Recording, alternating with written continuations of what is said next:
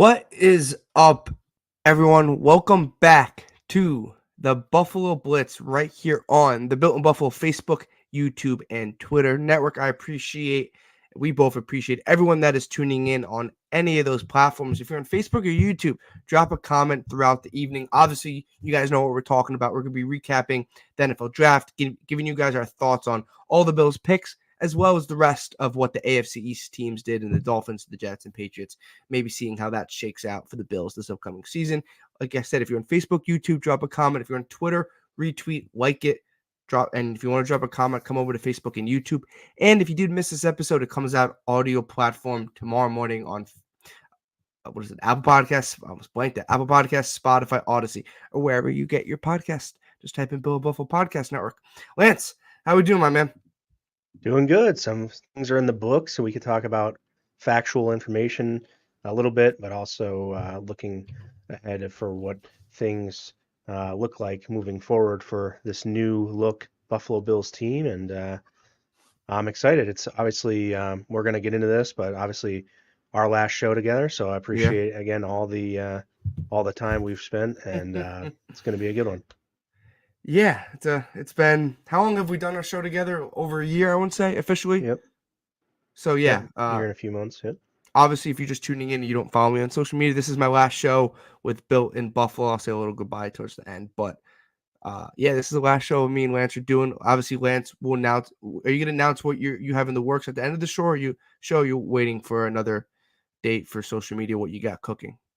Yeah, we're going to announce. I guess we didn't really plan the full announcement yet, but you're starting relatively soon in a couple of days here. So Friday night, I'm going to be starting a new endeavor with Ben Shoop and Scott Casson on the Built in Buffalo network. We're going to call it Buffalo's Triple Coverage Podcast. So I'm excited to get that going, and we'll have more formal announcements and graphics, things like that. But yeah, no, I'm excited to get rolling with Shoop and Scott. It's going to be a good. With three guys on there. Scott has a lot of experience with NFL level flag football, I think, and it's going to be cool to see he's got a lot of experience that I like to lean on.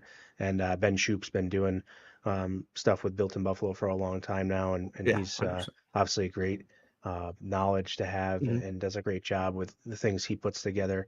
And then myself, I think just adding a little bit of the different perspective, and it's going to be, see what happens. I'm excited to see, how it all comes together, and we're going to find our groove. Yeah, it's going to be interesting to see how, when I tune in, how three people, right? We've done 3 to 4 people on draft shows, but that's a little more obviously laid back because you're there for 4 to 5 hours. It's just everyone has a chance to talk, but when you do a show for an hour and a half, how long you guys do it for? Three people is a lot. You got to get the comments. I'm excited to see how that. Obviously, you guys are going to make that work perfectly. It's going to be a great transition.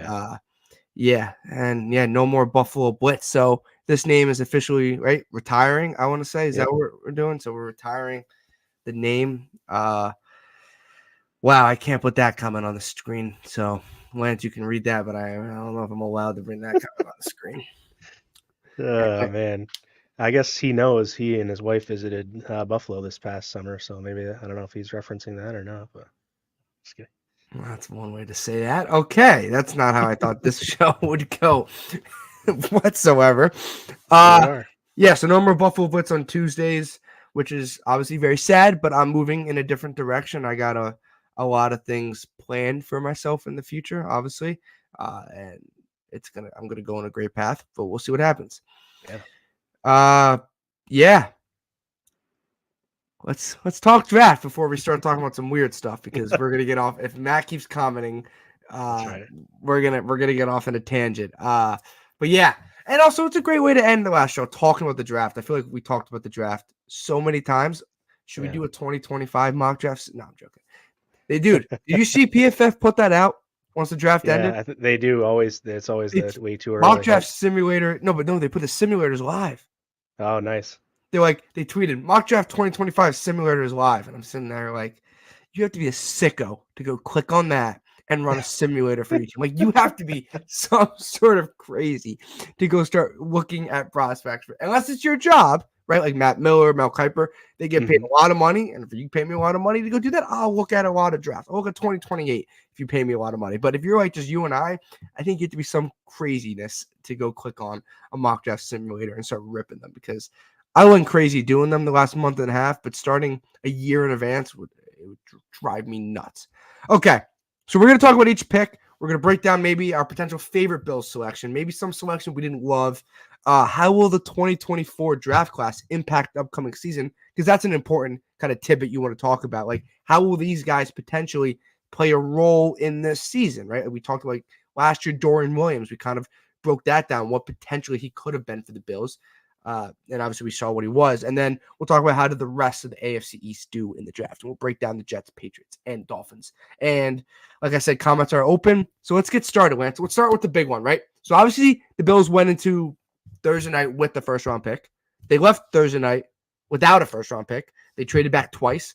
They traded back 28 to 22, 28 to 32. Then 32 to 33 with the Carolina Panthers. They ended up selecting Keon Coleman. That's the first guy we're going to talk about. Lance, you and I were not high on Keon Coleman. Like, we started hot on Keon Coleman in the beginning of, I would say, draft season for you and I. Kind of took a step back when he didn't run a great 40 time.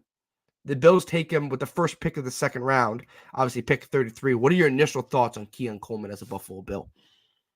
Yeah, I think the initial thing was, let's not make him our first round pick. And, They technically didn't. he wasn't a first round pick, which does matter. There's some benefits there to take him in the second round, some savings and things on the cap, and Extra capital. I think that matters. That it wasn't necessarily a first round pick. You do lose that 5th-year option on him, but I think he's going to have the opportunity to come in. Could be potentially still growing. Brandon Beane was talking about that today.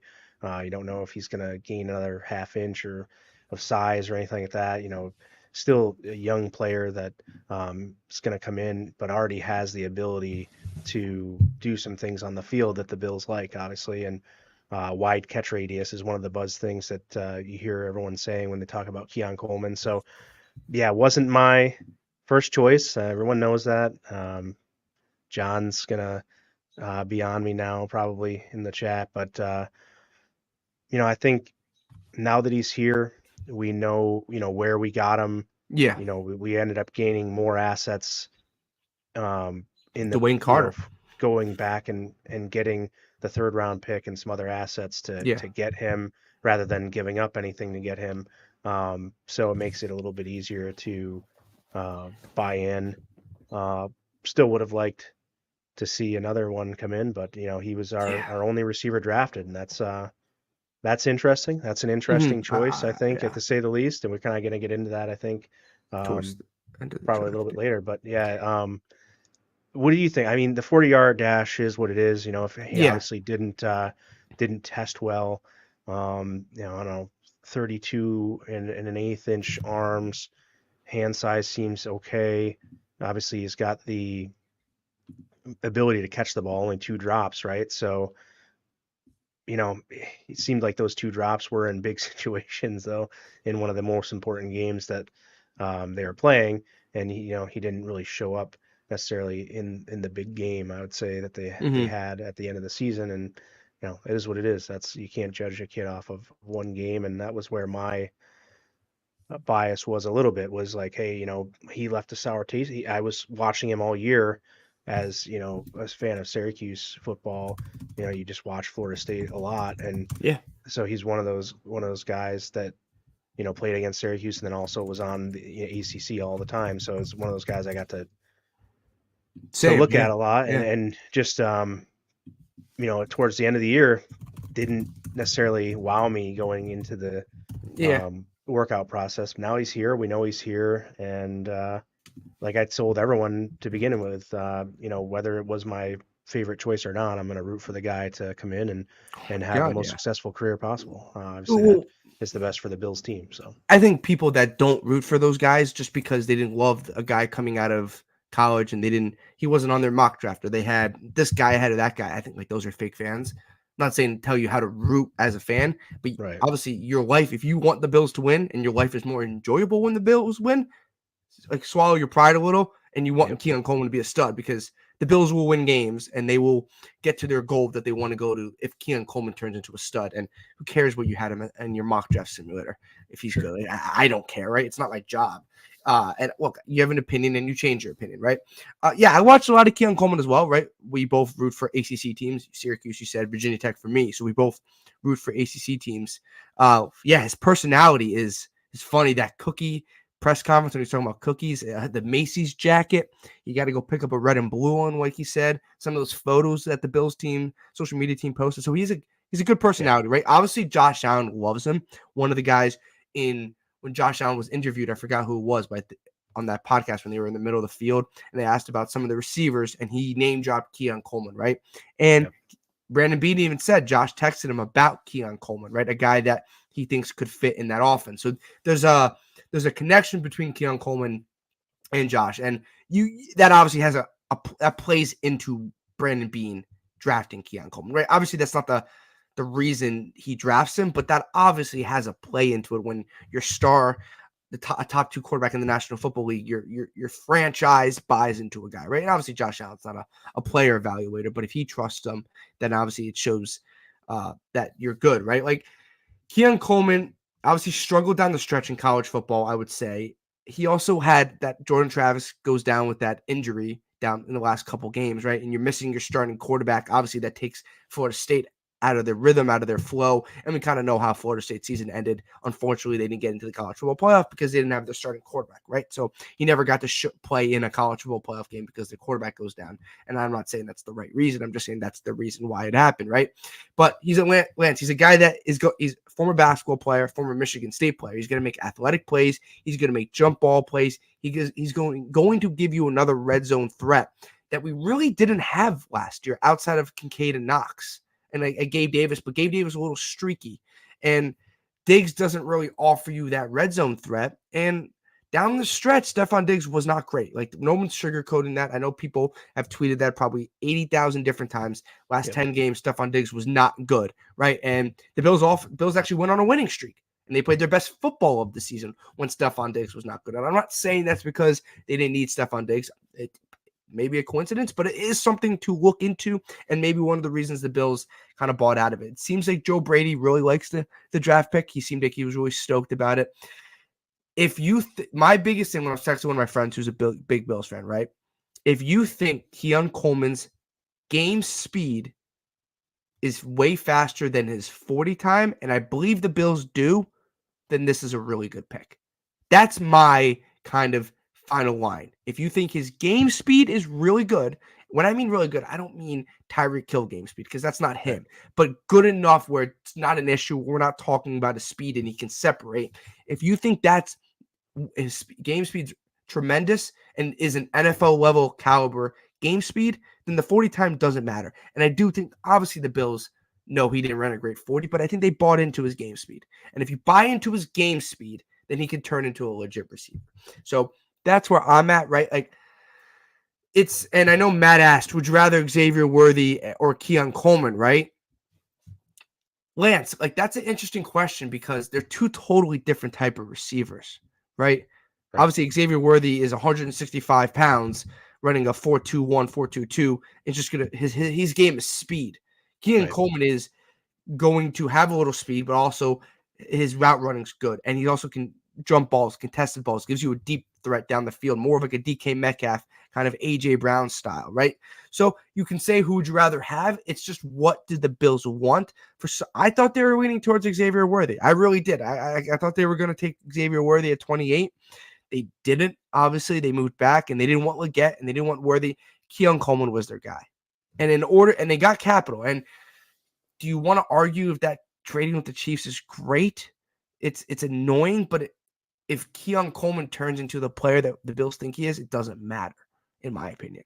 If Keon Coleman doesn't turn into a good player and Xavier Worthy turns into a superstar, then it stinks. But if Keon Coleman turns into a really good elite receiver, then I don't think it matters what Xavier Worthy does. I really don't, in my opinion.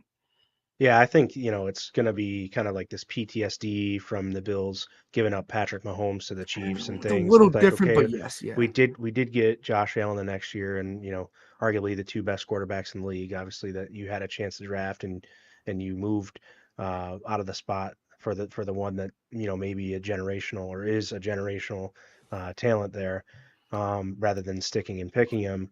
Um, so yeah, I get the emotion that it evokes for the Bills to have traded that pick to the Chiefs for that player, but um, I'm not upset about it. I don't know yet about And you Worthy didn't love versus Xavier Coleman. Worthy. And you didn't Yeah, love Worthy. I You didn't didn't. you did not love I bought into a little towards down the stretch. You didn't love Worthy. You were a get guy, right? More than Yeah, I mean, I wanted obviously to get that. Brian Yeah, Thomas I Jr. wanted to get obviously, that bigger, taller outside which is threat Keon more than Coleman. anything. Keon Coleman fits that bill. Yeah, he I just does. didn't Yeah. want Keon Coleman in the first round. I wanted, would have rather him be the second receiver we picked or the second round pick.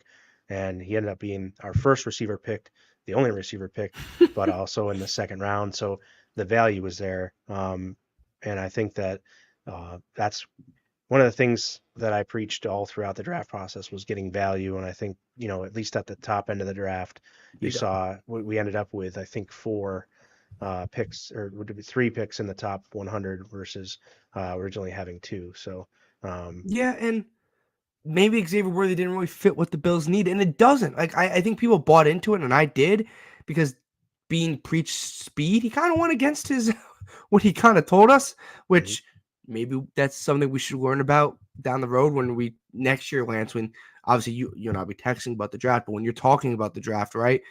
Don't buy into everything you read, right? And we're going to again because it's the nature of how we do it.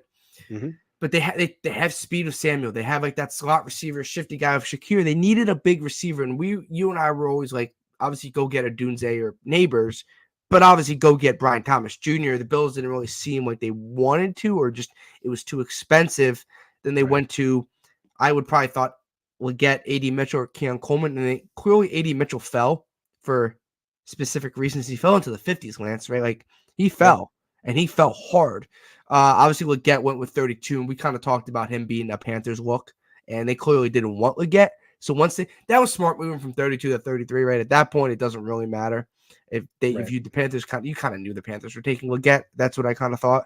Once they moved, and then obviously we took Keon Coleman. But look, if he turned into a stud, and I think he has all the tangibles, then it doesn't matter if the Bills traded with the Chiefs.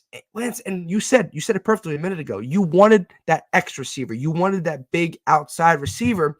Say what you want about Keon Coleman, but the Bills filled a need. They filled that need. They needed that type Right. of receiver, and they got it with that first pick being Keon Coleman. Now we're going to see how it obviously translates to practice and obviously translates to the game. Yeah, and Anthony's right. Bean said he wanted Yak, and we kind of went away with that. We like Keon Coleman can make plays happen. It's not like he's just going to catch the ball and get tackled, but Right. he's not Curtis Samuel, right? So maybe Bean kind of threw us off the scent a little, which I think he did. He got Yak, obviously, with Shakir has an underrated Yak receiver, and so obviously Curtis Samuel is one of the best yards after Yeah. catch guys in the NFL, and so is Dalton Kincaid. Dalton Kincaid, for his positions, a very good yards after catch guy as well. Well, I don't think Keon Coleman's going to have any problem getting yards after the catch. He can break Mhm, tackles. He's not necessarily going to run away from everybody, but he can break tackles and get through mhm. defenders. And if people try to arm tackle, he's going to, get through those and be able to have success after the catch. So I'm not too concerned about his ability after the catch. I know he's not maybe the quintessential yak guy by any means, but he definitely is not going to have any problem, catching the ball and making some yards after the catch happen based upon his physicality and ability to break the tackles as well. Yeah, Dan Orlovsky was very high on him. His NFL comp is Drake London, that kind of style receiver. And obviously Mhm. Drake London's been solid in the NFL. I think it's also because he's had no quarterback play through a couple years in Atlanta. And look, Keon Coleman's going to have some really good quarterback play, in my opinion. So Dan Orlovsky was really high on him. Chris Sims from Pro Football Talk, Lance, I don't know if you saw what he said about him when the Bills drafted him.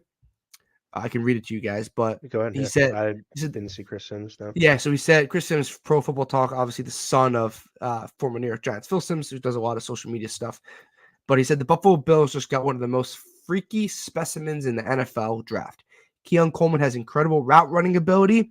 He is dangerous with the ball in his hands, and he has a chance to be the best 50-50 ball wide receiver in the NFL with his size and jumping ability.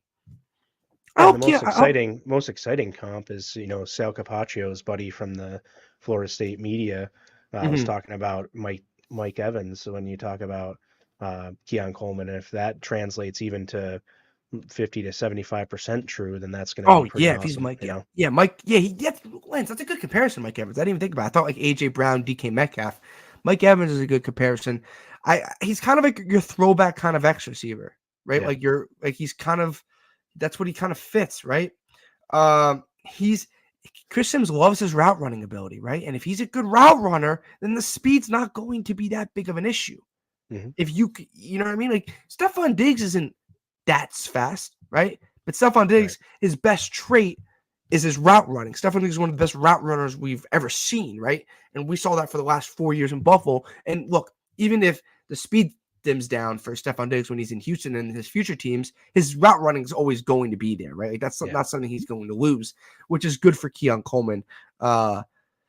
Yeah, I have to watch that interview with RG3 Lance. I don't know if you got to check that out. We were talking about before on the air, but I got to go check that out with Keon Coleman to get a. Yeah, I That'd be saw cool to RG3 watch. got Coleman. Then yeah, definitely need to check that out. I didn't have a lot of time to watch a ton Yeah, of stuff today, and I I wanted to didn't be get able to to watch it. prep, for what we were gonna do here. Yeah, So that's yeah, unfortunately not, but definitely we'll go back and check that out. is he comping him as a Keenan Allen type of receiver? That's a good one. I like that Mike Evans one. I really do. I didn't really think that through. It's a good one. Okay, for the time's sake, Lance, we got to keep going down, breaking some of these prospects down. Cole Bishop, picked at the 28th overall in the second round, the safety out of Utah. I tweeted a couple weeks before the draft, I think Cole Bishop's going to be the pick at 60. So I get to toot my little horn a little bit there. I don't know why I said little, but toot my own horn there. Lance, you and I nailed this pick, right? I think we mocked Cole Bishop a handful of times. When you heard his name or you saw his name come across the screen, what are your thoughts on Cole Bishop going to Buffalo in the second round? Yeah, definitely perfect fit for the Bills. Everything that we have talked about pre-draft, and the way he fit in with this team, just was too much of a perfect fit, really, at the end of the day, to pass up. And I think that, it's one of those things when you find that fit and you see a mock draft with the player to a team, and it's like, yeah, if he's there. And now we started drafting him like in the fourth round, and Mm-hmm. as it kept going, he kept getting more and more traction, A little flying up more boards. And buzz. I think, definitely became like, okay, when are we going to get him? Do we take him in the second round now so we don't miss out? And I think that became more popular, and you could see, just like I said, as you reviewed more and more of what he put on tape, became pretty apparent that that was a pretty good fit for the Bills. Yeah, 28 quarterback pressure since 2022. First among Power 5 safeties for Cole Bishop. He fits that more of that strong safety, right? Would you say? I think he's more of that strong safety position for the Can Bills. I do think both. he can play a little both. 9.88 RAS, So he so can play both. 4.45 40. I think Definitely I think the Bill ability to do everything. I think the Bills will like that flexibility, right? Like Hmm. because they have Rapp to play strong and they have Mike Edwards to play free. You want to have a third guy that obviously is the plan to become an eventual starter, but come in and he can do a lot of different things, right? The RAS Injuries have, website has him as a free safety, so yeah. and that's And I just read the pressures on quarterbacks as more of a strong safety because that's obviously what hmm strong safeties kind of do more, but he can play both. And I think, Lance, we talked about Cooper DeJean as a guy that the Bills could be targeting at 28 just because the fact that he could do so many different things. That I think that's really similar when it comes to Cole Bishop, right? He can play free, like Raz.com says, is he tested off the charts. And then you obviously have his ability to get after the quarterback. 28 quarterback pressure since 2022. That was first among Power 5 safeties. I just think this was the perfect fit. And I tweeted a couple weeks ago, I think that's the pick at 60. And I think Cole Bishop fits that mold. And I'm happy it kind of came to fruition. You and I, like you said, we mocked him a lot, right? We mocked him a lot. And we started as a guy we can get in the 4th round. And then, like you said, weeks kept going. Oh, he's not there in the 2nd round anymore. He's not there. He's not there in the 4th round. Where did he go? Oh, round 3rd. And then do we kind of have to take him at 60 or we're not getting him? And we kind of realize he's probably a 2nd round pick. And obviously he turned out to be a 2nd round pick. And he's probably a top 3 safety in this class with Newbin, Bullard, and Bishop, right? That's probably what my consensus became to be. Obviously Bullard went to Green Bay. Newbin went to the Giants. And the Bills got Cole Bishop. One of our bigger needs we had on our boards, Lance, heading into the draft. And I think they get a guy that can do a lot of things. He's going to come in and he's going to make some freaking plays right away. So I'm kind of stoked about what he can bring to the table. Yeah, he absolutely comes in and competes right away for probably a starting role, but ends up 100% in a rotational type thing, Not a bad learning, and it depends on how quickly he can pick things up. I guess we could say that with every pick here as we go over them, but definitely for him, his ability to pick things up, he's going to be behind 2 guys that are also high IQ guys. And Rapp having been in the system already, and Mike Edwards coming in, having a lot of experience in the NFL over Cole Bishop. So not necessarily an area where Cole Bishop has the fast track to go play week 1 starting on defense, but he has he's going to be given the shot to compete for that. And then he's also, going to have one of those things where he's going to be a leader, probably, in the special team realm too. At least Bishop's taking Kyer's 24. Kyrie Elam already changed numbers to 5 like a month ago. So Yeah. Kyrie Elam's going to wear number 5 this year, and he switched that some time ago. Tough safety. Wayne's right spot on with that as well. To move down the track, just because we don't want to talk about every prospect for 80 hours because people have lives. Dwayne Carter, 3rd round pick, right, Lance? The pick that we got in the trade back with Kansas City, we obviously didn't have any 3rd round picks this year because the NFL decided to really not be nice to the Bills when it came to the Tremaine Edmonds comp. Somehow Tremaine Edmonds' $80 million contract or whatever it ended up being does not reward you a 3rd round comp pick. I have no idea what does if that's enough snaps, apparently. Not enough percentage of snaps. I think the NFL had their head up there, what's for that one. But sorry, this is great. Oh, Bob, we kept you, brother. Here you are. We're all still here, and I ate the wings instead of trading them too, so I already got that set. But Dwayne Carter. Sorry to interrupt. Dwayne Carter. Dwayne Carter. Big physical guy at the line of scrimmage. Definitely needed the interior, but he's got some quickness to him. 32-inch vertical was good. Didn't blow away the RAS and agility. Maybe his height, I guess, was not graded well, but had a good 10-yard split, 40 times good. So we'll see. He's a guy 3rd round, right? Is going to be come in. Can you compete for a rotational role? Are you going to be a depth piece? Are you going to be able to develop into that solid starter role? Can he sit behind the starters here and Daquan Jones and Ed Oliver and really develop himself and grow his role with the team and see where that goes?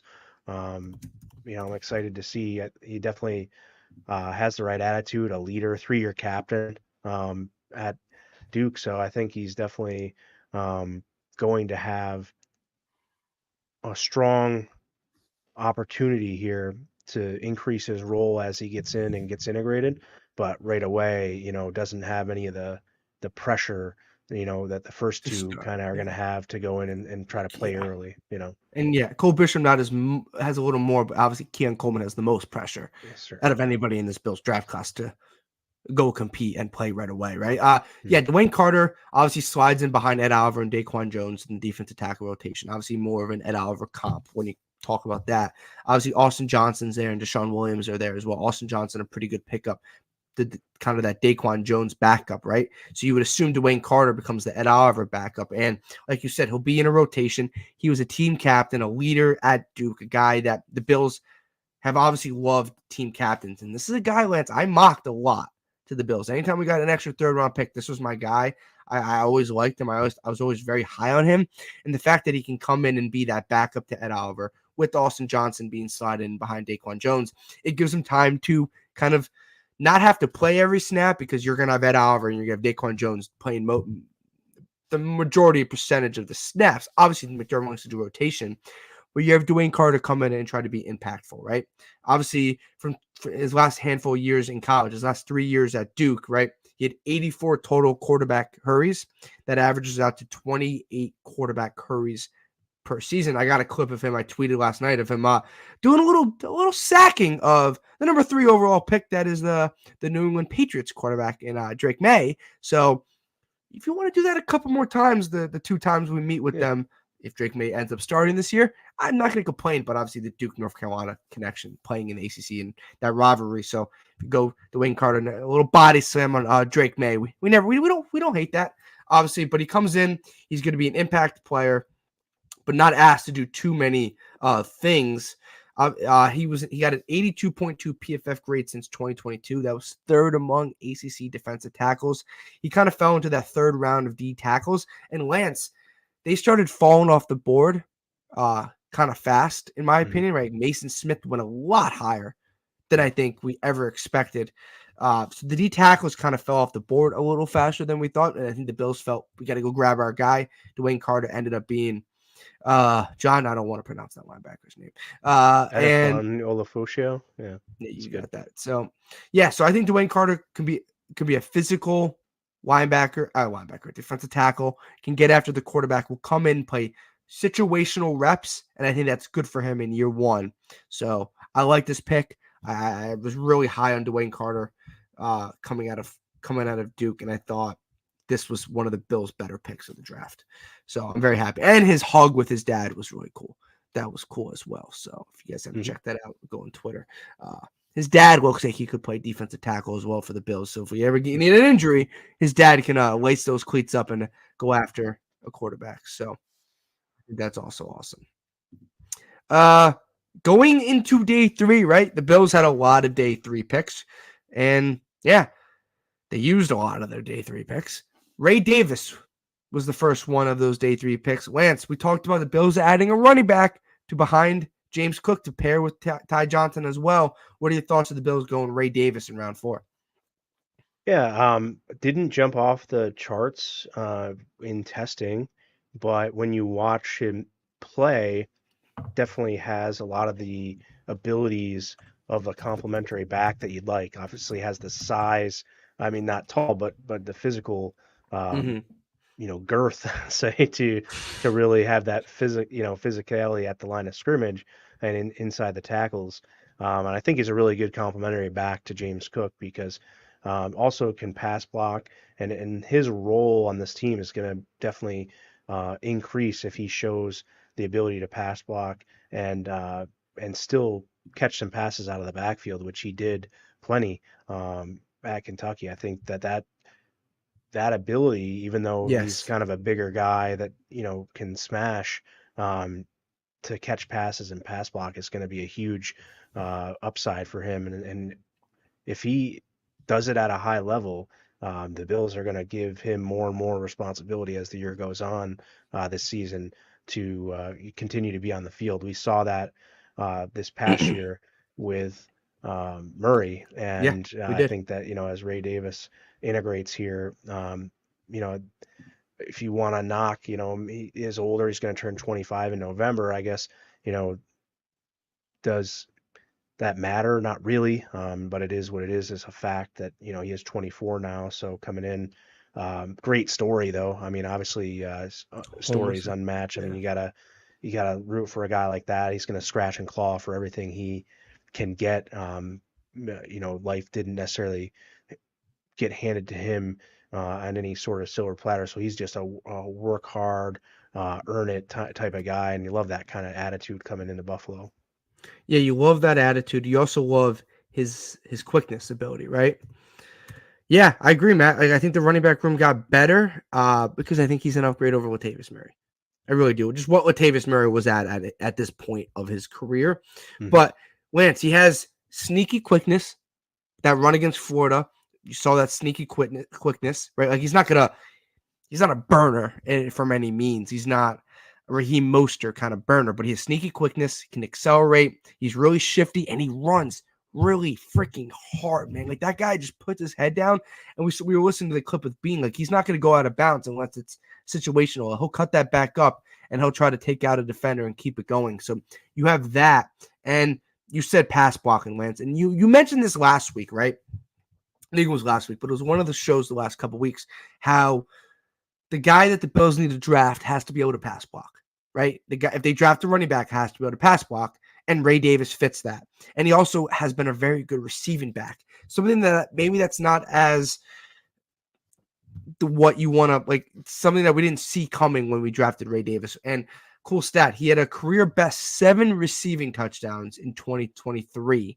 That was first amongst running backs for Ray Davis. So he had a very productive receiving year at Kentucky, but he gives you that physical workload, that kind of change of pace back behind James Cook, comps with complimentary to Ty Johnson, and then he gives you that pass blocking and be able to catch the ball in the backfield, right? I think this was a very solid pick by the Bills. Nothing super flashy, but I think he's going to be a productive running back. Obviously, his age, not the best thing, being going to turn 25 relatively soon. How many years you get out of him? Probably 4 to 5. So this isn't a long-term running back, but the Bills don't seem like they want to give running backs long-term contracts. Zach Moss, obviously they let Devin Singletary walk, so we'll see how they do with that. But Ray Davis slides in probably that backup to James Cook, pass block, really good pass blocker, can catch the ball to the backfield and will run people over and has a very good, very, very shifty on this Bills. John's asking, how many running backs do you think they'll carry? Do they carry a 4th running back, Lance? So you have James Cook, you have Ray Davis, you have Ty Johnson, and then Darrington Evans or Frank Gore Jr., probably one of those last guys to be your practice squad guy. Yeah, I could see Gore Jr. being on the practice squad for sure. Obviously, Darrington Evans. Yeah, we'll see what he does. I mean, we kind of had a little soiree with him last year, I believe, and then we kind of either he got poached or we let him go. I think we let him go. And then we have Gilliam. Obviously, that's a fullback, utility kind of back. So he'll count against that. But so with Gilliam, 4 backs on the 53, and then 1 on the practice squad, or maybe 2 if even. Depending, I know they get some relief with having Travis Clayton on the team here, so we'll see how they structure that, and we'll talk more about Clayton as we go through these guys. Yeah, so the 5th round pick being Cedric Van Pran Granger. I know he added I didn't know he had that 4th part of his name. The center out of the center out of Georgia kind of fell just because he only really plays center. He can play a little guard, but he mostly plays center. Lance, what are your thoughts on this? The center out of Georgia being that 5th round pick. I love this pick, man. This is a good pick for the Bills. Obviously a leader, an athletic type at center. A guy can move. He's already blocked for James Cook in the past, and so seeing some familiarity with guys. You have Bishop out of Utah. Obviously, Kincaid played there. You're having now Van Pran Granger from Georgia. Good pedigree, obviously coming from a big school, and has played in a lot of high profile games. And I just think that he is a really good fit for this team, and we got him at a really good value pick. I think his 3-cone is elite, 10-yard splits elite, maybe top end 40-yard dash wasn't top end, but who cares about linemen? You don't care about a 40-yard dash. Not at all. You need the quickness and things, and I think that he's going to be a tough nose blocker. Yeah, 31 and 3/8 hands or arm length, sorry, and that's why he's an interior lineman. Not the longest arms, but I think that he's able to use his technique and his positioning to really be able to level especially on the second level, get in to engage guys and be able to clear paths. So just I think he's a real gamer, and I really think that he's gonna enjoy his time here in Buffalo. I think that the Bills may give him a chance to see what he can do towards competing early for the center position, but I think ultimately year one sits and maybe competes for a swing role, but ultimately he's going to be more useful in the second and third years here in Buffalo, where he we'll Yeah. see what happens with McGovern and things like that, and see where he can develop to, and if he can take over quickly or need some time to develop. I think that he'll end up doing pretty well here in Buffalo. I'm excited that they drafted him. Yeah, I'm very excited. Obviously, I don't want to jump a segment here because we'll talk about what he potentially could do this year. But, right, like he comes in from a team that won 2 out of the last 3 national championships in college football. So, a team that's at top of its game, top of the level of college football. So, he's played, like you said, in a lot of big games over there at Georgia. And a guy that's just like a gamer, right? And I know he has a little bit short arms, but that's the reason he's a center and not a tackle, right? Like that's just kind of the nature of it. And he's going to be aggressive center. Like he's, like you said, a gamer, right? And in 2023, he had 485 pass blocking snaps, only allowed 13 quarterback pressures, and didn't allow a single sack. So he was very productive this past season at Georgia. A 5th-round pick. We'll see what he is in year one, right? But down the road, this guy could be your future starting center, right? And look, he comes in and balls. It's not the worst thing, obviously, ever, right? He plays center position, and you have McGovern go back to more of his natural position and play the left guard. And right, and you kind of just back where you were last year. You replace Morse with Van Pran. Obviously, it's not a smooth transition, but if it works, it works. And I think the reason he fell to the 5th round is just because he only really plays center. He doesn't really have that guard. He can play guard, like he played a little bit at Georgia, but he really doesn't have that guard flexibility that we see a lot of other guys have that can play guard and center, which have them go a little higher in the draft, or tackle and guard, which have them go obviously higher in the draft. Just being able just to play center drops, because if you don't need a center, then you're not obviously going to take him. And the Bills saw a need somewhat, in my opinion, and I think he's going to come in. And this is one of my favorite picks of the draft. I was really didn't fully expect this, but I'm happy when I saw that name come across, and I was like, "Oh, him!" Yeah, that's kind of what Brandon Bean said on One Bills Live too earlier about it. As you get farther down the board, you're more looking at need and positions and things like that, rather who than can make just an impact. who. It's the path to who's got a bigger path to the field, and roster or a spots. better path. Who's going to be able to be on the roster and things like that. So you're starting to fill things out, and this was a great pick for that, honestly, I think. And look, even though the Bills had some turnover, they're still one of the best rosters in the National Football League. It's hard to make this roster as a day 3 pick, right? So you try to figure, like Van Pran already on the roster, like because he fits what the Bills need, right? We'll talk about some other guys if they can be on the roster or not, and obviously we'll see. Another 5th-round pick, Edefwan, and how did Lance say it? No, Lance. Yellow Fosho. Yolo Fosho, the 5th-round pick linebacker out of Washington. I don't know much about him. You and I both texted right away. We're like, who? And what are your thoughts on him? Because he seems like more of a project, right? And I do think his path to year 1 is probably special teams, in my opinion. That's probably where his path is to year 1. But people rave about him, Lance. I went on Twitter right away, and I was like, well. Yeah. I mean, 9.67 I went on Twitter right away. So, elite seems like pretty good elite speed. We have a knack for 5th-round linebackers, Matt Milano. Yeah. 4.56 40-yard dash at linebacker. But you, vertical I and broad texted jump, you very good. I texted you right away, and you and I were both like, we don't really know him. And then you responded, well, the masses on Twitter love him. And I was like, yeah, right. Like he had according to PFF, in 2023 at Washington, a team that went to the national championship. So once again, we're talking about a team that he played legit snaps on and started on, a team that went to the national championship. Van Pran, similar to Georgia the last couple of years. So playing high-level games and high-profile college football, which is a huge experience. But he had 0 touchdowns allowed in 2023 on 326 coverage snaps. So obviously an off-ball linebacker, right? More of that middle, like, kind of linebacker. Going to be a special teamer, for the most part. So year 1, he's a special teamer, but he could potentially push Dorian Williams for that 3rd linebacker spot. Like that's what he Maybe, right? yeah. Like, because obviously Matt Milano and Terrell Bernard are locking those two positions down. Obviously, not going to win, no one gets injured. But, right, like, that's his path to the roster this year. And the Bills got rid of some expensive key special teamers, Siren Neal, Tyler Matakevich. You bring him in, he can play year one special team. And if you think about it, a day 3 pick plays right away at special teams. That's not a waste of a pick, in my opinion. No, not at all. I think he's definitely going to have his path to the roster on special teams, and then we'll Yes. see, what he does on the defensive side of the ball, how quickly he can get up to speed with what the Bills want to do defensively. But I think they really aren't going to ask him to do a ton, um, on defense right away. I think it's definitely a fill in, come in and show us that you can be a big time with that speed Mm-hmm. and things like that on special teams. That's going to be huge. I think.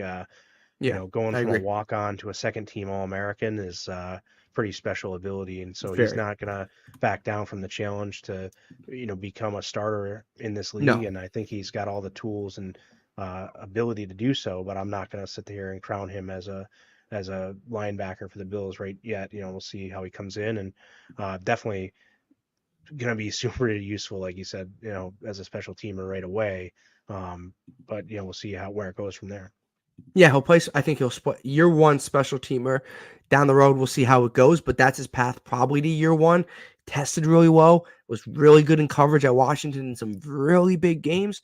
We'll see. Obviously, his medicals weren't great. One of the reasons he kind of fell in the draft, but day 3, it's not the worst idea to take a super talented guy that maybe has some injury issues because it's a day 3 pick, right? Like if it works, it really works. If it doesn't, people aren't really going to kill you for it, in my opinion, right? Yeah. So the final 5th round pick. This pick is something. I had a 3rd round grade on this prospect, and it goes into the 5th round. Javon Solomon from Troy, the edge rusher. Lance, talk about this pick. A guy that we talked about the Bills getting an edge rusher. We didn't know how early, but we talked about them adding one. They did, and now this guy maybe slides into that. Maybe that 4th edge rusher position, right? Depending on if they bring another one in June, obviously he'll move back a little. Right now, slides into that battling with Kingsley Jonathan and Casey Toohill for that 4th edge position. What do you think of this pick, Javon Solomon out of Troy? Yeah, first take was potential game wrecker in the making. Obviously, had plenty of success, led all of college football in sacks with 16 last year. Not overly tall. No. Only 246, but has long arms, very long arms for his height, or for any height really. So that's where he makes his hay. And I think that getting his body into the Bills facility and letting them work on that and develop that, I think it's going to be pretty special. He has the ability, like I say, this is a guy that could develop into something where people have to game plan around him as a game wrecker, and we'll see how far he pushes his ceiling and how far he can, progress towards that. But as right now, definitely exciting to bring in a guy who has that pass rushing ability. With the teams that we have on our schedule, definitely could use a guy to come in and try to, we're going to be in plenty of pure passing downs and those situations when you can get him on the field and not We'll let lose him lose. much versus Von Millers and AJ Epinezas and Greg Rousseau's. If we have that guy at our disposal, I think that's a pretty big weapon for this defense. Yeah, he's a pure pass rusher specialist, right? Like that's what he is. He's just a pass rusher. That's not a bad thing, but that's what he is. And he'll come in, he'll play a specific role. Lance, like this guy is a legit path to the roster. I think he makes the roster, even if they add another like edge rusher, which they still could do in June, right? They're going to have money right now. Obviously, he slides into battling for that 4th spot with Casey Toohill and Kingsley Jonathan. I probably expect them to add to that position potentially, even the D tackle position. Who knows? But yeah, he comes in, like you said, led the college football in sacks last year. But since 2021, he has 32 sacks, which was first among all draft eligible edge rushers. His length is the reason he fell. Arms are really good. I think this guy might be the steal of the draft. Like when I saw this, I had a huge grade on this guy just because I think like measurables are great and all, right? And that's what 1st round picks usually are. But if you can just go after get after that quarterback and just do it at a high rate, you have a spot on an NFL roster. And I think that's what Javon Solomon kind of showed to me. And I think that's what he showed to the Buffalo Bills. And reason he drafted. I know Matt's asking Tuhill or Jonathan for that 5th spot. I don't know, too early to tell, but probably Tuhill, right? Just because you can get Jonathan probably on the practice squad. Yeah, I would probably give tip of the cap to Hill at this point, but 4 or 5 Kingsley's done a lot of good stuff, and then we'll have to see like we'll see how that training camp battle plays out. Okay, a couple more picks that the Bills did. Tylen Grable, their first 6th-round pick, this tackle out of UCF, a clear-cut developmental tackle guy. We thought maybe we would go receiver here, right? Like double dip at this spot of the draft. They didn't. They go Tylen Grable, in my opinion. Sorry. Lance, what are your thoughts on him? But a pure, like I said, developmental prospect at the tackle position for the Bills. My note was developmental depth. Yes, exactly. That's what he is. Yeah. And pure freak of an athlete as well. Another 9.85 RAS score guy. He's 6'5.5" and has 33 and 5/8 arms, and Solomon still has longer arms than him at 6'1". So that's kind of the type of the length that Solomon has, as we can say. But for Grable, definitely going to come in and provide a guy where you can just get him in, give again, when we talk about expectations and things, he's not going to have anything to say you got to come in and play or anything. Just come in, learn, what can you do? Let's get a sense of where his ceiling could be, and then work him into the developmental program here and see how it pans out. And obviously we were very healthy along the offensive line last year. That's not going to continue forever. So we do have to start getting some of these guys in where if things happen, they can come in and hopefully hold their own for a few games if need be as people recover. So that's going to be important to take into account. And we already have some guys, obviously, on the roster that can do that. So it's not like he's Vandermark. He's not going to need to come in and be asked to do too much right away, like I mentioned.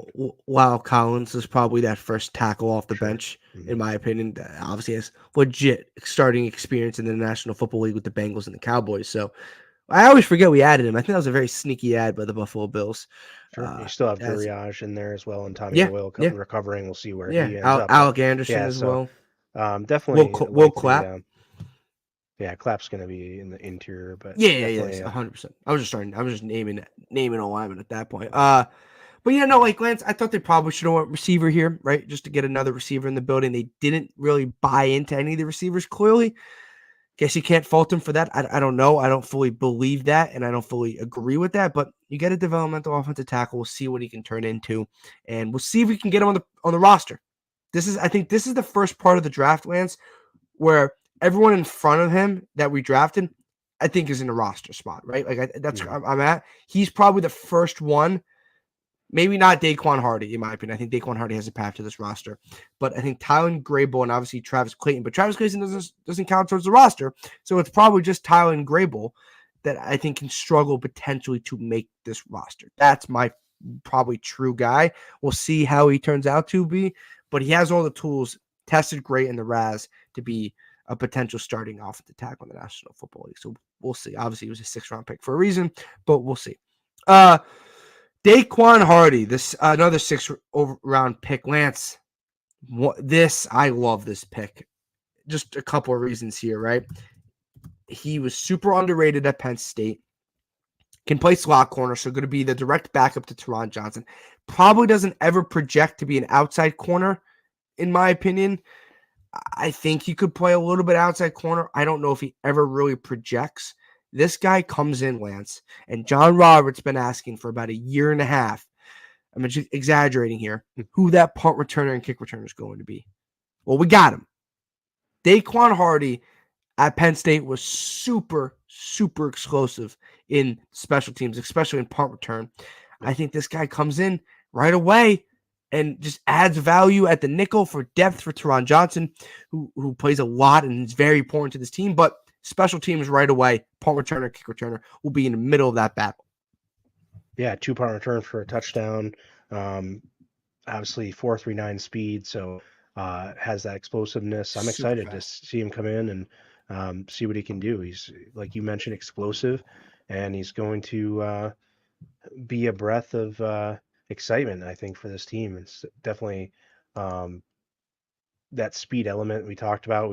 I know we want that more on offense than defense, but he does give us that element on special teams at the very least, and we'll see. He doesn't, like you mentioned, probably not someone that is going to break the roster in a defensive role anytime soon. But even if we get 4 years of special teams out of him, it's going to end up being a really good pick. Yeah, he never projects probably to be an outside corner that's locked in right now with Douglas, Benford, and Kair, right? So I think that's where the outside corner spot position is Mm-hmm. at. He projects to be that nickel corner when Cam Lewis played, but it also allows you to move Cam Lewis around a little bit more, in my opinion. So we'll see what the Bills do there. But I think, like I said, he projects to be more of that inside corner. The Bills could be adding another outside corner come June, Lance, right? Like I think there's a potential need there, in my opinion, to be a fourth corner for a little veteran depth there. You never know. Right. Something that the Bills could be adding super cheap. But yeah, so I think Hardy comes in right away, going to compete for special teams. I really, really like this pick. I just think because in the 6th round, it gives you an element where he doesn't have to start on defense, but he can play and contribute to this roster in 2024, which you don't always get out of 6th-round picks. Final pick, which was the wildest pick for the Bills, the first overall pick in the 7th round, Travis Clayton, offensive guard, which ESPN lists him as. I know that people have him as a tackle as well, from England. Lance, doesn't count towards the roster, so it doesn't really hurt you. What do you think of this? Oh boy, I don't have a problem with the guy. I'm you have a sure problem with the guy. I have a problem with picking another offensive lineman when Jerry Rice's son's sitting on the board. Like, I'm sorry, but that's just you got one wide receiver out of this thing, and I think I don't know how you don't go grab another receiver there and Yeah, whatever. you're right. I feel like he could have had I this agree guy with as an you. undrafted free agent. I don't know. Maybe not. Maybe somebody else would have grabbed him. And Does it really here's matter? what it doesn't make a lot of sense, I given agree with you. that we just took Grable there. So it's like, okay, like And if you you're already talking have about Van Pran. the talk was who has the best path to a roster spot and things like that. Like, I Technically don't doesn't count see towards the a roster. better path to the roster than a wide receiver. Like, I just don't. That's um, we'll see. I don't know. Like I said, I thought that Brendan Rice was gonna be a higher pick than he was, and I with him on the The board in fact the that he seventh fell to the round, 7th round I is just thought, crazy. why not? Why not? You do need outside receivers. You lost both of your outside receivers, and I know you have Matt Collins and things like that, but I just saw there was a better path to the roster um, for a guy like Rice at the 7th round pick than there is for a rugby player out of England to come over and try to convert to an American football player. We'll see. I mean, Yeah, we'll see. he doesn't count, but why did if he doesn't count, then why can't you just sign him as a UDFA? And I don't think Look, the need is not there for that position. We just talked about we took Grable with our pick there in the 6th round, so there's no need necessarily for another. I guess if you say okay, Van Prangrager can't play guard, Grable's a tackle, so Clayton's the guard. So now you got a center guard and a tackle throughout the whole thing, maybe. But I don't know. I just, look, if you any receiver, whoever it was there, I don't know if Flournoy was still there at the time or not, but no, it's he was like not. he wasn't. But No, so I don't think so. um, you know, I don't know. I Receivers guess that went after that him. one definitely gave me a bitter taste in my mouth of like, all right, we're just giving up, and we're going Like with the wide another receivers. USC receiver went after him to Miami, Taj Washington. as well. He was another receiver. Cornelius Johnson out of Michigan went after him. I was very high on Cornelius Johnson. I thought he would have been a nice productive look. I don't, I don't think it's redundant. Like I know Spin's talking about, I don't know if it's redundant to take another receiver because I don't know if the receiver position's at the spot where you can call them taking another receiver being redundant. Redundant to who, though? He's not redundant to anybody. So I don't agree with that. You need two outside guys. So if you had Rice and Coleman both on the outside, the other guys play inside. Yes, and what's obviously the redundancy there? Rice, 7th-round pick, is not coming in starting, right? Like, I know one's saying that. But I do think the Bills could have added another receiver. Obviously, they added Xavier Johnson as a UDFA. They brought in Quentin Cephas to come and compete for the roster as a Matt Collins, kind of compete maybe for one of the last receiver spots. Doesn't obviously change the landscape of the receiver position, but probably better than Deontay Hardy and Trent Sherfield, who the Bills relied a lot on last year. So, I mean, not Trent Sherfield, but we'll see how it works. I would have went Cornelius Johnson here probably, or Brendan Rice, right? Just to get another receiver in the building. Clearly the Bills didn't love it and didn't love the receivers. I don't know if I would have went Travis Clayton here, though. If you didn't go receivers, maybe take another safety. Maybe take a developmental quarterback. Like I think I would have went. Wasn't James Williams still on the board there? Out of Miami at that time? Kalen Kane, the corner, was still there. Jalen Harrell, an edge rusher. With Darius Henderson, a tackle. I probably just went. Marcus Harris, the Auburn D tackle, was still on the board, right? Like a guy that we've talked about a couple times I liked. Michael Pratt, the quarterback out of Tulane, you could have took. Justin Rogers out of Auburn as well, Lance. You and I talked about those. I know they added James Williams. Yeah, went to Tennessee. Yeah. Pick 22 of the 7th round. Yeah. I would have went that instead. Solomon Byrd from USC. I'm not bagging on Travis Clayton by any means. Miles Cole. As a person, and I don't want to come off like that. I just think that whatever you think of the other players, if you don't like Rice, I get it. Spin doesn't like Rice apparently, and some other people don't either. Apparently nobody does because he went with the 5th pick in the 7th round. But I just think when you're talking about 7th round now, you're talking about you're not really trying to go like, oh, this guy's going to be the best player on my team ever. It's like, okay, there's got to be a chance. And it's like, dude, I don't know. Jerry Rice's son has a better chance for me than a lot of other guys. Just from pedigree alone. Yeah. I get it. Like, just because his father was the greatest wide receiver ever doesn't mean he's going to be very good. I get that. But like his father was the greatest receiver ever, dude. Like there's something to that. I don't know. He doesn't need Eric Moulds or Andre Reed to teach him. He's got the best wide receiver ever coaching him and his father. Like, I don't know. That seems like enough to me. And he's an outside receiver. We need outside receivers. That's the correlation I make in my mind. But I probably would have simplistic there. Maybe more of a simplistic view, maybe making it even MJ Devonshire, corner. I know we had taken a corner there, but he was a guy mocked the Bills a lot. So outside corner too. Still there were some edge rushers. A guy there. There's still other guys that had D tackles I liked on the board too. Paths to make an impact on the roster rather than a rugby player from England. But again, let's go. Clayton's here now, and we can't change it. I didn't want to get too stuck on what we could have done or anything because obviously, this staff works hard to put together their plan and put together these things. They know a heck of a lot more about Travis Clayton and a lot of these other guys than I do. But just from a simple outside perspective, it's like, dude, I don't know. Like, give me Brendan Rice in that scenario if it's me. But it is what it is. Cornelius Johnson, you could have been the pick. Couple of D tackles on the board: Justin Rogers, Marcus Harris, James Williams. If they wanted to double dip at safety, you and I mocked him a couple times in the 4th and 5th round during our simulator. So I thought that could have been an option. It's hard. I don't want to knock the guy. We did go out and immediately signed Keaton Bills, who I took with my 7th round pick after you blew me off and signed off last week. After my computer shut down. Keaton Bills to the Buffalo Bills, and I threw out a little rendition of his jersey there with just the Bills symbol and the nameplate. I thought that was pretty funny. Yeah. So when are you sending me that jersey?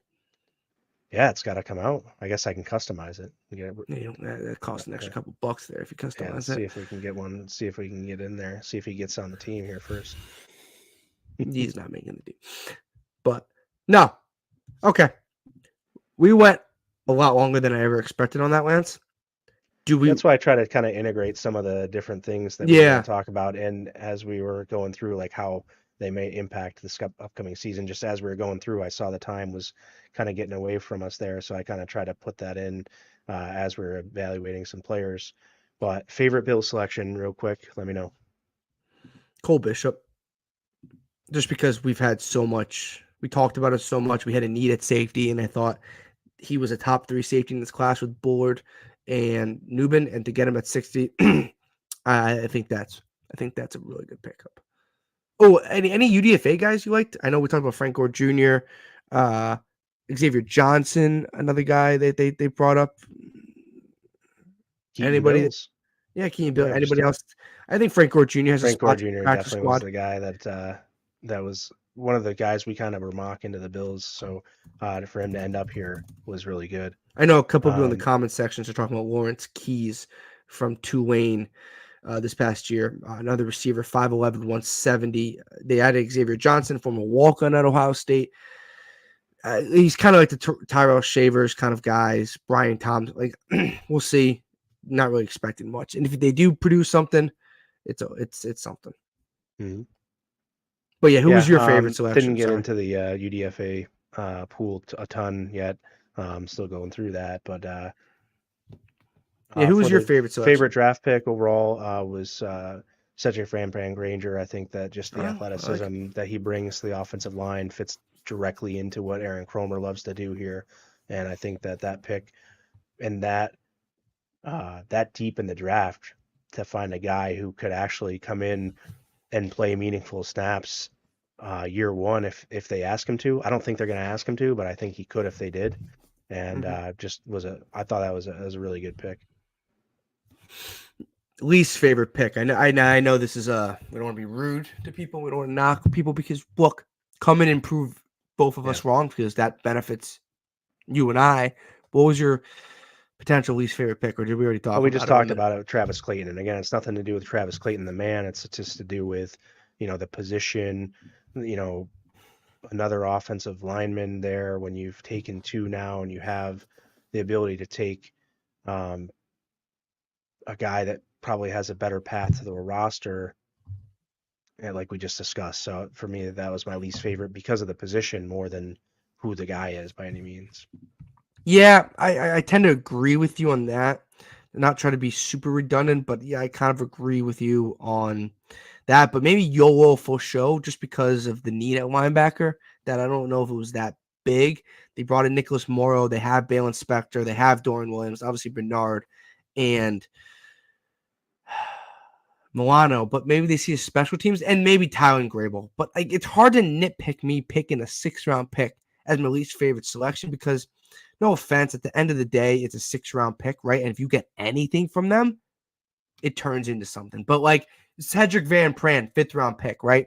Productive. I think he's going to be a productive player, has a chance to play a lot.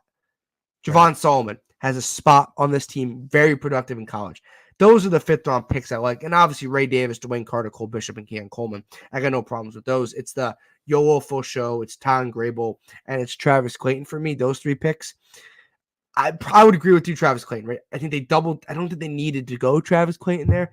Doesn't count towards the roster, Lance. So I guess it doesn't really hurt you at all. But we'll see what happens there. And I love the Daquan Hardy pick, though. Just to throw that out there again. I didn't really have that much two grudges against the Bills. Maybe not double dipping on receiver was probably my biggest grudge against the Bills. Right. And you could have said that for any of these guys they drafted potentially. But not Bishop or Carter or Van Pran or Ray Davis because they think they all have passed to make playing this year. Right on. And just real quick from a real high level perspective on the impact. I thought the top 5 picks all have paths to have roles early. I think Yolofosho has the special teams track, so I really like that. Yes. Solomon, don't want to get too high on yet. We'll see. I'm way too high on him. He does have the chance, and it's really the first 4 picks that Ray Davis is going to be RB2 kind of right away, you assume, and then Carter rotation, Bishop's gonna do something, And then obviously and Keon. Coleman obviously is gonna kind of. I think for me though, he's still kind of wide receiver 3, even though he's gonna be an outside guy. He's still kind of the third wide receiver on the depth chart right now for me, behind. You think he's fourth? Okay. I Because think I'm throwing Kincaid in there. okay. Yeah, as far as like if you're talking about Like, the target, yeah, yeah, like for it's sure. gonna. I think we have. Obviously, I won't get to talk about it a ton, but I'll tweet about it. You can talk about it over the summer. We're gonna see a different style of Buffalo Bills offense this year. I really do. It's going to be a little different, just because of the receivers they have in the room and the weapons they have, right? And Joe Brady's system. So I think it's gonna be a little different. But yeah, no, sorry to cut you off, but yeah, Javon Solomon, a guy that could come in and play an impact. But look, Casey Tuhill has been solid production, Yeah. 4 or 5 sacks last year with the Commanders. Obviously, they like Kingsley Jonathan. If they bring in another edge rusher, potentially, we'll see how that can compete. But Solomon has a path to be a 4th or 5th edge rusher on this team. That's Low risk probably pick it. there. I think it's a great value pick, low risk Oh, high yeah, in the reward 5th round. from No, him. yeah. So, but yeah, as far as 2024 impact though, I think you're more talking about the top 4 guys. I don't think they're gonna ask Van Pran, The start year one. Granger to do much, but if he comes in and does pick things up quick, we may see him sooner than Mm-hmm. expected, in my opinion. Otherwise, early special teams role for a Yolo Fo show, and just development from there. Hardy, obviously, like you talked about, could see special teams action right away, so I like Yes. that as well, for him. But otherwise, Not it's on going to be defense. some development there for those other guys, Yeah. and including Solomon, in my opinion. Even though he has, like I said, ability to potentially develop into sort of that game record type of thing, but Mm-hmm. you know, almost a one-trick pony type of, like, he is a pass rusher, and you're going to use him on very limited situations, and do you have a roster spot for that? What else can he do? And we'll have to see how all that plays out. So, No. I do agree. you want to stick around and give a few notes on the other teams, or are you dipping out? No, let's stay. Do you think a guy in the comment section has asked if have we replaced what we lost overall? No, and that's the thing. This is a new team. That's a good point. I wanted to talk on this a little bit, and I never got a real good segue. So this is a good point, and I don't want to spend too much time on it, but I Mm-hmm. just do want to say, like, for me, no, we're not replacing Stefan Diggs. You don't replace Stefan Diggs. There's no way to do that. Stefan Diggs, There's yeah. no player that plays the game the way he plays, and it's going to be different. And I know that scares a lot of fans because change is hard to deal with, and there's so much unknown about all of this, but it's going to be a different team from here moving forward. And Josh Yeah. Allen is going to be the catalyst for the Bills' success moving forward. And I like the way one of the Mm-hmm. guys, I don't know if it was Jeremy from WGR, was talking about it the other day, um, where the Bills are maybe trying to, get Josh Allen that MVP award, because now there's nobody else to hang on. It's like it's going to be Allen if the Bills go and win the 1 seed in the AFC this year, with Allen and this cast of characters around him. Assuming they don't add any other huge names throughout the rest of the summer, that might be what Josh Allen needs to win an MVP award. So we'll see how that works out. But I think that this is definitely going to be different. We're not replacing a lot of the guys. It's a new team. It's a new makeup. We have a new coaching staff, with the OC being Joe Brady, obviously, and the DC, with Babbage Jr. there. So I think that it's going to be new. It's going to be a little bit different, and it's going to be an adjustment to Yeah. the way the Bills are going to play football a little bit. It's not going to be obviously night and day, but I just think that They're still going to pass the ball. it's gonna be a different feel, because you don't have that superstar, megastar number one receiver type, um, and it's just gonna be, there's different pieces here, and it's gonna look a lot different, I think. Yeah, I just mentioned it a minute ago, Lance, right? Like, I think the offense is going to look a little different, right? Like Kincaid is going to have a much bigger role than he did last year, and he had a legit role last year, right? Like Allen really liked him down the stretch. Shakir was great down the stretch. Allen really liked him. Curtis Samuel's going to give you yak. Keon Coleman, obviously Dawson Knox, and then James Cook and Ray Davis out of the backfield, right? Like I'm excited for this team. I really am, because I think this team has a lot of potential. But yeah, like, did you replace Mitch Morse? I don't know, but like, you got Cedric Van Pran. You have a solid O-line. I don't think you really lost much there. Jordan Poyer, right, was kind of at his last step, right? And that's unfortunate, but that's where he was at. Cole Bishop kind of comes in. You add Mike Edwards, right? You get a little younger at safety, a little more explosive at safety. Micah Hyde is probably towards retirement. Trey White, 2 season-ending injuries in the last couple of years, right? Really unfortunate how his time ended in Buffalo. It's probably the biggest sting right there, in my opinion. And then obviously Gabe Davis's inconsistency wasn't great, even though I really liked Gabe Davis. And then Diggs. No one can replace Stephon Diggs, but you ever watch Moneyball, Lance? You can do it through the aggregate. Keon Coleman, Khalil Shakir, Dalton Kincaid, Curtis Samuel is the aggregate. There you go. Do it through the aggregate. And that's how the Bills are going to do it this year with their receiving core. Oh, man, I'm 100% clipping that just because it sounds so cool. 116. I got to write that down so I know exactly when to clip it. Let's talk about the AFC East. Yeah, where do you want to start? So, Patriots, because Patriots had Drake May, number 3 overall. We kind of expected them to draft a quarterback if they didn't move up. They get Drake May. Year 1, Drake May doesn't really exist for me, right? Because I think it's Jacoby Brissett for a handful of games. They're going to move Drake May a little bit along. They don't have the weapons. They obviously added Jalen Polk and Javon Baker, who you and I talked about a lot. They might have wide receiver draft picks right there. They might have reached for Jalen Polk just a bit. Javon Baker in the 4th round was probably where his slot was, in my opinion. People, I think, overprojected him a little bit too much. But Polk, they might have reached for. I hated that Caden Wallace pick in the 3rd round. I think that was way too early for Caden Wallace, in my opinion. But they just take the guys they want. I thought it was a Bill Belichick thing, but apparently it's just the organization. It's a Patriots thing. Look, Drake May. They get somebody, and it's like, I don't care where he is. If it's Cole Strange, I thought it was a good draft in the Patriots. Let's go. I don't think it was great, but because Layden Robinson a little early, Caden Wallace really early, and Joe Milton's a cool one. Jaheim Bell was fine, but adding Javon Baker and Jalen Polk I thought was very good for the Patriots. A little early on Jalen Polk, but if he turns into a good receiver, it really doesn't matter. A little envious that they got 2 wide receivers, I guess. Yeah, I would agree. Yeah, I would agree.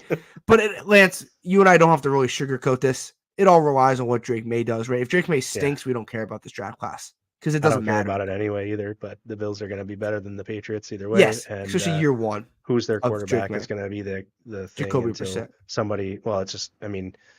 Oh, I see what you're saying. You know who's going to. Do you like Drake May, or you just didn't? Do you like Drake May? No opinion at all. Okay, I think really watched him against Syracuse. He can make the throws. Let's see how it translates. What's the Patriots offense going to look like? Like that they added him with 2 weapons. Like I said, that was the positive out of there. I like that their draft overall. They got solid pieces. Adding Joe Milton to that QB room as well. I think that we talked about him a couple times. That was good, but overall we'll see. I do like Polk and Baker. That double dip there is. I like that. That was my favorite part of the draft. There. The Jets. They did not take Brock Bowers at 10. They actually went a little smart because they didn't need another. They didn't need a tight end at 10. They went Olu Fashanu, the tackle from Penn State. I thought they should have went Fuaga out of Oregon State ahead of him. I'm not going to sit here and tell you I know every single thing about offensive tackles. I'm not going to bullshit you. I don't. I want to went Fuaga just based off what I've read.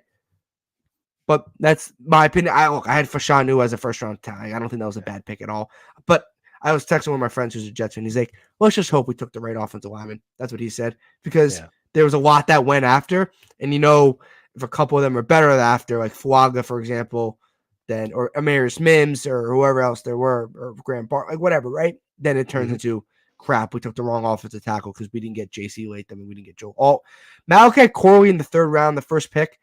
I like Malachi Corley. His route running is really bad for some reason. I was just reading a ton of articles and they did not love his route running. I wouldn't have taken Malachi Corley over Roman Wilson. That was just my opinion. They took him over Roman Wilson. That's probably not what you should have done there. I think Roman Wilson's just going to be a really solid pro. Malachi Corley has that like hit or miss kind of, in my opinion. And then my final thing is Braylon Allen in the 4th round and Isaiah Davis in the 5th round. It's not about the players because I think they're both good, solid running backs, and I think I like them both for the Bills. More Braylon Allen. You didn't need both. You got studs at running back already. What do you need? You have Breece Hall, and they drafted a kid from Pitt a couple years ago that they like. I always forget his name. And then why do you need Braylon Allen and Isaiah Davis that are exactly the same type of running back? That I looked at that and I was like, why are we doing this? Same thing. Scratching my head like, all right. That was my own. Like I thought I would have went O-lineman in the 1st round. It's fine. I'm not gonna. I think that was a smart pick over a tight end. You just hope for the Jets' sake, if you're a Jets fan, that they took the right O-lineman. We hope they did not take the right O-lineman. And then I thought they should have went Roman Wilson over Malachi Corley. But my biggest weirdness was, why are we taking 2 of the same running backs in 2 different rounds when you already have Breece Hall? You really only need 1 if you're going to get a backup. You don't need 2. That seemed really redundant. There doesn't seem like enough snaps to go around for all 3 of them. Seemed like a wasted pick. Which one doesn't really compete is a wasted pick, in my opinion. Yeah, for sure. Anything else on the Jets? Jordan Travis was cool in the 5th round. I thought that was a cool pick. Yeah, overall, I think it's kind of like meh. I guess I don't really have. I would have went Roman Wilson over Malachi Corley. I thought that was a big shock, in my opinion. I think Roman Wilson's way better at that position. That's just me. But we did, and also you didn't need 2 running backs. I don't know what the hell they're doing there. Yeah. But I don't know why. Like seriously, why do you need 2 of the same running back after having Breece Hall? Like it's like if we took Ray Davis and then took Isaiah Davis, and we're sitting there like, okay, what are we doing here? Like in the same draft, so they're on the same time frame. You don't want them on the same time frame. You want them on different time frames. Yeah, for sure. That's the point of drafting running backs in day 3. Different time frames. You have the 2 guys on the same time frame. I was like, what are we doing here, Jets? I thought that was just Jets or Jets. But like the problem is they both could be really good, but one of them is going to get just completely exiled out of snaps because there's not enough snaps to take away from Breece Hall because Breece Hall is a really good running back. So I don't know why I just got really weirded out by what the Jets did and the 2 running backs in 4th round and 5th round. But that bugged me because I like both of those prospects and I think they both could be good. I just one just got Isaiah Davis is probably like, are you kidding me? Like, what was the point of this? And now I got to go compete with a 4th round pick when I really don't have to. Interesting to see the different strategies, the different GMs. You know, it is really because you saw Brandon Beane take 1 wide receiver, and here you are, teams that taking 2 running backs when they already have a top tier running back. They, we talked about the Patriots. They took 2 wide receivers. They needed wide receiver help, but we go to Miami Dolphins now. Wait, what is Jim talking about in the comment section? He's talking to Joey Hatch. I think he's just bantering there back and forth. Oh, I thought he was talking about me about cheering for Isaiah Davis at South Dakota State University because I was not. Malik Washington and Taj Washington go to the Miami Dolphins. You know, they have Tyreek Hill and Jalen Waddle, and yet they still took 2 wide receivers. And do you like that? Saw it, and it's like, okay, man, could we have not? And then they get Kamara and Chop Robinson on top of that. Just solid overall, I think, for the Dolphins to kind of add to that roster. I think they probably needed to add a corner. I think that was probably a huge need. Xavier Howard's not on their team anymore, and they added Kendall Fuller, but he's more of a slot corner. Then they needed another outside corner. And I thought at 21, passing up on Mitchell and Terrion Arnold for Chop Robinson, I didn't personally love. I love Terrion Arnold. Then the Lions got a stud. Chop Robinson's biggest thing is, like, will he develop? And you and I talked about this as a pick for 28. Will he? Because he wasn't productive in college, but will he be productive in the NFL? He's all traits. I thought Patrick Paul, round 2, was their best pick of the draft, in my opinion. I thought he was going to be really good. Jalen Wright, 4th round, another running back just going to a really, really crowded running back room that I don't know if I see a path for him more speed for the Dolphins. Yeah, but I think they needed a different style of running back when they already have a couple. You know what I mean? That's what I thought of. Really good player, though. Yeah, Malik Washington, good solid player. Muhammad Kamara, him and Javon Solomon had similar grades on. Don't really see a difference there, in my opinion. Taj Washington, solid 7th round pick. But I think Patrick Paul was my favorite pick for Miami in round 2. My biggest thing is, taking Chop Robinson over Quinion Mitchell and Terrion Arnold in a division with Josh Allen and Aaron Rodgers come back and bite you. And in an AFC with Lamar Jackson, Justin Herbert, and Patrick Mahomes and Joe Burrow? Would that come back and bite you when you can't stop people, which they couldn't do last year with Xavier Howard and Jalen Ramsey? I think at the end of the day, that would be their biggest thing because you left Lance. You had the chance to take the best cornerback in the draft, Quinion Mitchell or Terrion Arnold, and you had a chance to take either one, and I don't think you did it. That's my biggest thing. I think Chop Robinson can turn into a solid thing, but I think he's more of a what if. Good player, but I just think taking him over Terrion Arnold or Quinion Mitchell will come back and potentially bite them. But I think the Patrick Aaron Paul, Maben stigma for him though is maybe too harsh. Also, him being his own man and stuff like that.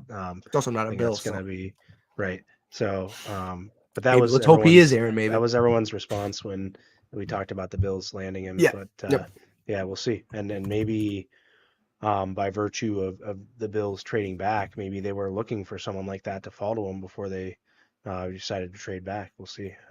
But I thought Patrick. I think that's kind of one of the things. I thought Patrick Paul was a good pick. I thought that was a good pick in round 2. They needed O-line help, so jealous of Malik Washington a little bit there too. Could have. Yeah, I think he's going to be picked solid. Him over Ilafosho, but this is what it is. Yeah. Did they think it was too redundant? Maybe. Like Malik Washington might be too redundant with Curtis Samuel and Khalil Shakir. He might be. Another X receiver is not, in my opinion. Right. You can make the argument another slot receiver style like that, that's redundant. Because I think you probably already have too many of those. Different timelines. The timeline. I just brought up the timelines as a big argument there. So you kind of got me there. So I can't really say anything about the timelines. I'm big on the timelines, I guess.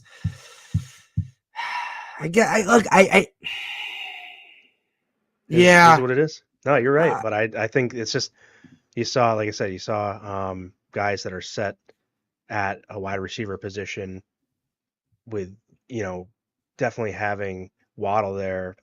You have Tyreek Hill for at least another couple of years, taking 2 wide receivers still, and your team only took 1, and we just traded away and lost to free agency our 2 top wide receivers. So we only take 1 in the draft. So that's my biggest takeaway, I think, is just looking at how other GMs approached it, even with more star power at the top of their wide receiver rooms and still adding multiple wide receivers. And we lost a lot of wide receiver help.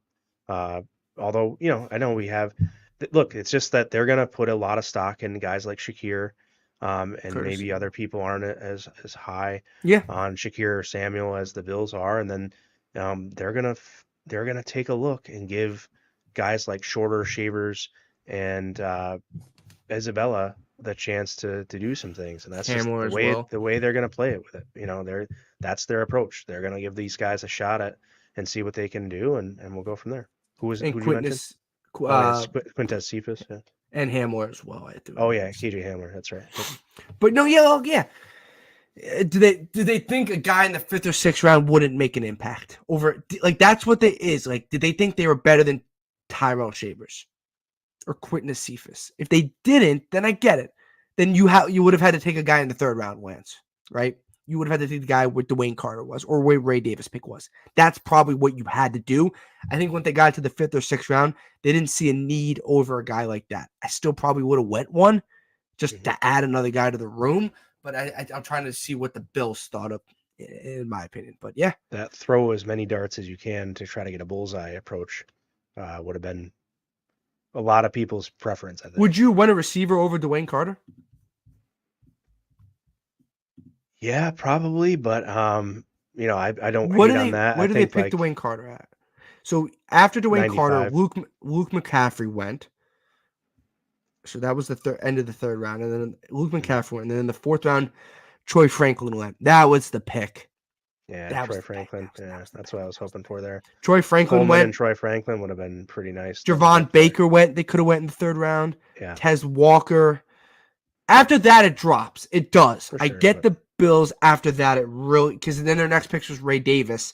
And their best receiver after Ray Davis was like a Jacob Cowling, which might be too redundant.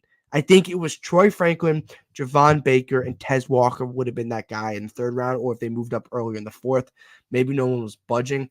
after the Ray Davis pick, it didn't get great at receiver. Like the deepness kind of fell off that I thought people were talking about. So Maybe it was they were hoping Roman Wilson or Jalen McMillan fell to them, and they might have double dipped for those guys. But I don't know. Yeah, yeah, you're right.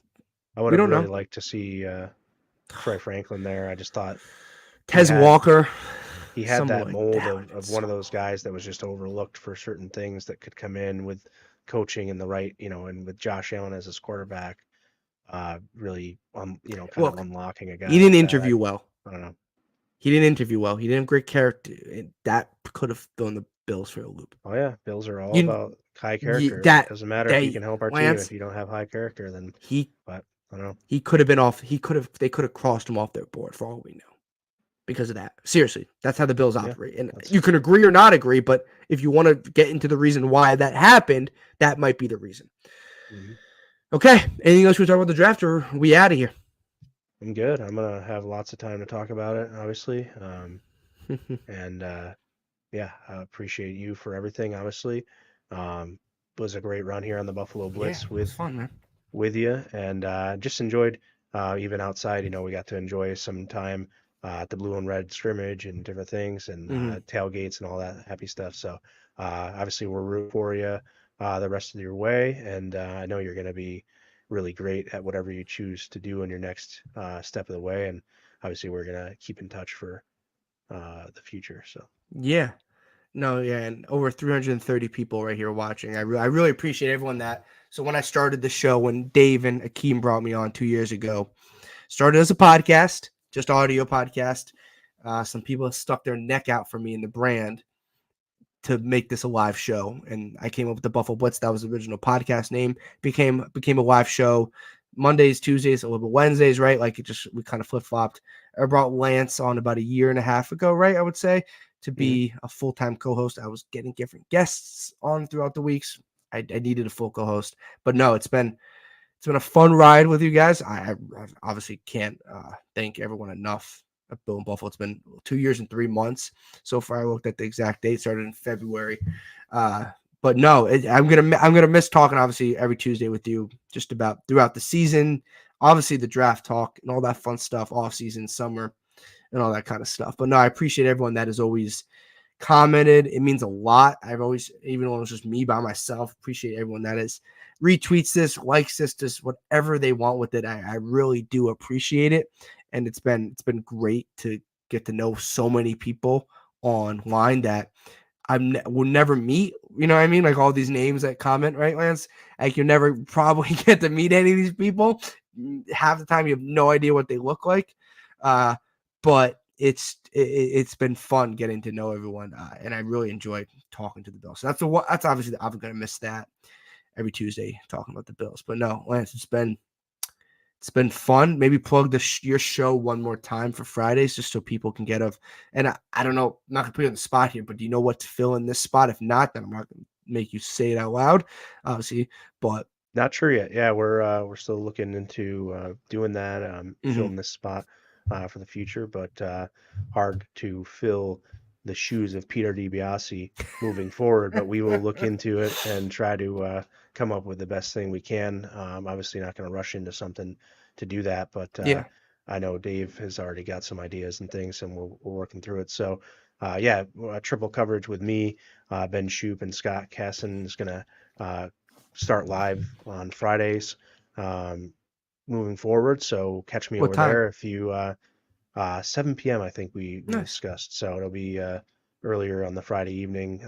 Get those boys out of there and let them live their lives. They're a little bit younger, so they definitely still have the Yeah. knack to get out there and party it up or do whatever they got to do that young men do. So yeah, so for us it'll be uh, like I said, a three-person triple coverage podcast coming to you live on Fridays at 7 p.m. on the Built in Buffalo Network. And I can't wait to get started with these guys. And we've already had a really good chat behind the scenes leading up to this moment. So I'm excited. But no, this is more about what you got going on. No, So yeah. like I say, always was a pleasure interacting and everything. And I know. whatever happens in the future, you're gonna attack it and put Thank you, that man. good Appreciate it. providence of education to use and go out Yeah. there and Yeah. make the sports world a better place, really. Yeah. And I'm looking forward to that, and looking forward to inviting you back and hopefully having you on some future stuff within the Built in Buffalo brand to catch up once in a while. Yeah. I'll always be, obviously, if I'm around, I'll be always looking for that invite back for an episode or a brief 10 minutes, whatever it is, here and whenever in the next, obviously heading into the season, all that stuff. But no, yeah, there's no real way to end this because I can just keep talking and talking Sure, and yeah. talking and talking. And we've already went an hour and a half or over an hour and a half. But I just want to one more time say thank you to everyone. Obviously, you can follow all my stuff on my Twitter at DiBiasi Peter. Obviously, I'm going into the sports world. I don't know exactly where that entails me yet. But obviously if you see stuff come around on my social media page, awesome. I appreciate that everyone that always interacts there. But no, it's been a pleasure. 2 years here at Built in Buffalo, started as a podcast live show, and then you and I doing this for the last year and a half. So I'm excited for what you guys got. Built in Buffalo guys keep here. They're going in a great direction. They were doing great things 2 years ago. They're even better now, even bigger following, and it's been awesome. I remember, Lance, 10, 15 people watching, right? And a couple weeks ago, we had 500-600 people watching. Right now, we have over 300 people watching. So it's just been great to see my show grow and everyone else's show grow here at Built in Buffalo. So I'm going to miss that. I'm going to obviously miss everyone, social media team, blog team, everyone in the chats and all that stuff. So I'm obviously going to miss that. But no, man, it's been a pleasure. I really appreciate everything that you've helped me, all that stuff. And I'm excited for what you're going to do. Obviously, starting this Friday. Hey, you're not taking a break at all. You got a couple of days, no rest at all. So, man, so for one final time here on Built in Buffalo, he was Lance and I was Peter. And as always, go Bills. Go Bills.